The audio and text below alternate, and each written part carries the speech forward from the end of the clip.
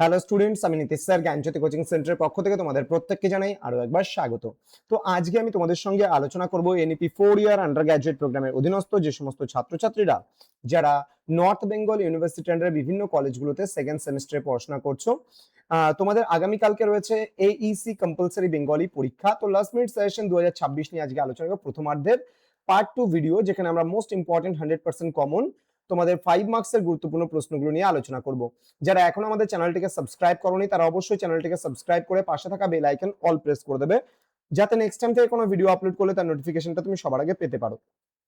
এছাড়া যারা ভাবছো যে অনলাইনে আমাদের ক্লাস জয়েন করবে তারা অবশ্যই যোগাযোগ করবে পরবর্তী সেমিস্টার থেকে আমাদের অফিসিয়াল নাম্বার 7076398606 নম্বরে অথবা 6295916282 নম্বরে। যারা মেজর কোর্সে রয়েছে তাদের 1199 পুরো সেমিস্টার অল সাবজেক্টের কোর্স ফি, এবং যারা মাল্টিডিসিপ্লিনারি কোর্সে রয়েছে তাদের জন্য 699 রুপিস রয়েছে পুরো সেমিস্টার অল সাবজেক্টের কোর্স ফি। দেখো, প্রথম থেকে যদি তোমরা আমাদের কাছে যুক্ত হও বা আমাদের সঙ্গে ক্লাস করো তাহলে কিন্তু তোমাদের অবশ্যই উন্নতি হবে। ওই পরীক্ষার 1 সপ্তাহ 2 সপ্তাহ আগে কোনো ক্যাফের দোকান থেকে নোটস নিয়ে কিন্তু জীবনেও কোনোদিনও ভালো রেজাল্ট করতে পারবে না, এমনকি পাস করাটাও কিন্তু মুশকিল হয়ে যাবে। সুতরাং বি কেয়ারফুল, প্রথম থেকেই নিজের প্রতি যত্ন নাও, কারণ তোমার রেজাল্ট তোমার ভবিষ্যৎ। ঠিক আছে, চলো শুরু করব আজকের ক্লাসটা প্রশ্নমান 5-এর জন্য গুরুত্বপূর্ণ প্রশ্নগুলো নিয়ে। একদম হাতে গোনা কয়েকটা প্রশ্ন দিয়েছি।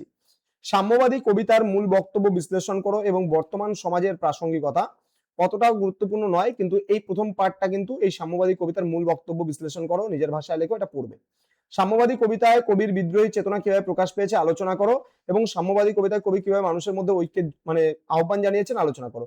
এই 3টে প্রশ্ন মাত্র আমি দিয়েছি 5-এর জন্য তোমাদের যে সাম্যবাদী কবিতা রয়েছে সেখান থেকে। নেক্সট, লক্ষণের শক্তিশাল যে নাটকটি রয়েছে সেখানকার মূল বিষয়বস্তু আলোচনা করতে বলা হয়েছে। নেক্সট, লক্ষণের শক্তিশাল নাটকের হাস্যরস কিভাবে উপস্থাপিত হয়েছে উদাহরণ সহ আলোচনা করো।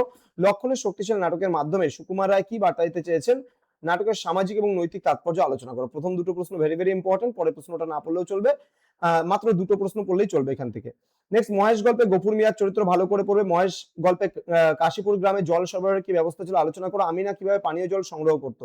মহেশ গল্পে আমিনা এবং তর্করত্ন চরিত্র দুটি বিশ্লেষণ করো। মহেশ গল্পের শেষ পরিণতি কি হয়েছিল।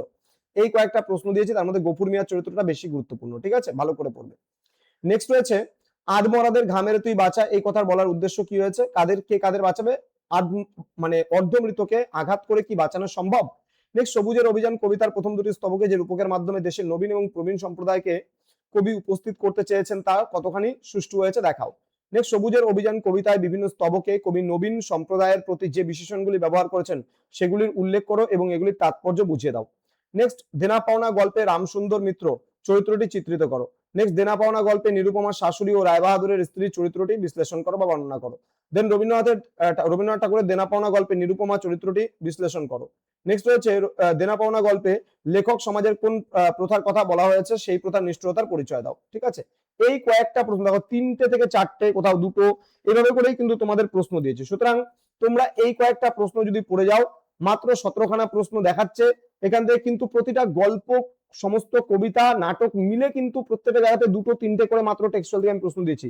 অনেকটাই কিন্তু কম, তোমাদের অনেকটাই কম। সুতরাং বি কেয়ারফুল, খুব ভালো করে প্রিপারেশন নাও, খুব ভালো করে পড়ো। এরপরে আমি যেটা আলোচনা করবো সেটা হচ্ছে 10 মার্কসের গুরুত্বপূর্ণ প্রশ্নগুলো, পার্ট 3 ভিডিও আসতে চলেছে খুব তাড়াতাড়ি। তো দেখা হবে খুব তাড়াতাড়ি আরো একটা নতুন ক্লাস নিয়ে। তোমরা প্রত্যেকেই ভালো থেকো, সুস্থ থেকো। Thank you so much, thanks for watching after all, thank you.